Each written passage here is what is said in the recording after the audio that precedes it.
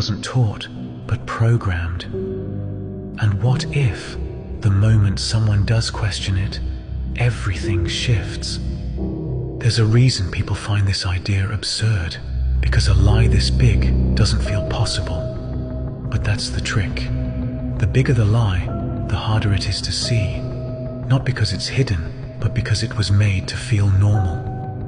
You can show someone the lie, and they'll still fight to defend it.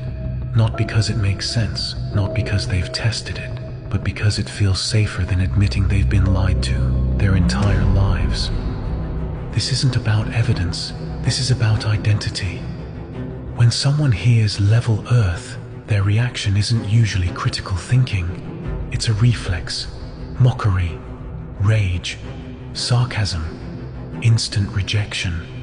They're not evaluating, they're defending. What they're defending isn't the globe, it's themselves. Or more specifically, the version of themselves that was built on belief. This is the globe spell. It's not science, it's not proof. It's a mental program installed through repetition, authority, and emotional conditioning.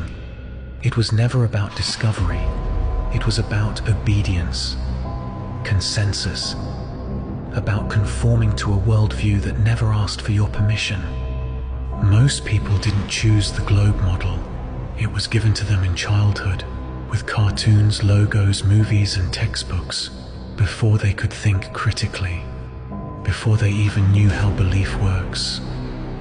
This is why when you challenge it, you're not challenging an idea, you're threatening a structure of identity, social safety, and emotional attachment. And that threat activates defense mechanisms. Mockery is a mask, sarcasm is a shield, rage is a firewall. They're not thinking, they're protecting the system. I see it constantly. The moment you challenge the narrative, a wave of reaction kicks in. Deflection, mockery, demands for proof, all while the person reacting has never actually tested a single claim themselves. No method, no measurement, just belief in the system and outrage when it's questioned.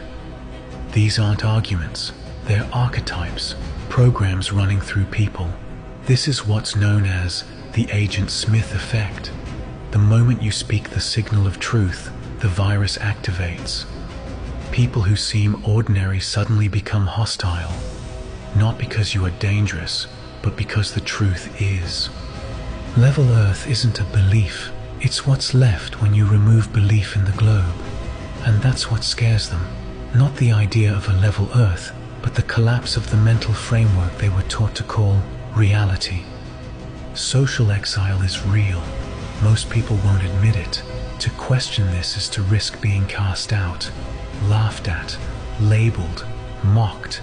That fear is primal, hardwired, so they defend, not because they've verified the globe, but because they're scared of being alone in the question. You don't have to believe anything.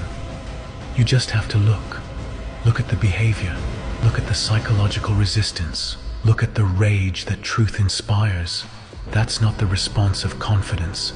That's the reaction of someone under a spell. Real truth doesn't fear questioning. Real science doesn't punish doubt, but belief systems do. This isn't a call to persuade, it's a call to see, to notice what happens when someone's worldview is threatened, to recognize the defense patterns for what they are: ego, fear, programming. And if you're watching this and you've felt that resistance in yourself, good. That means the signal got in. We're not here to convert anyone.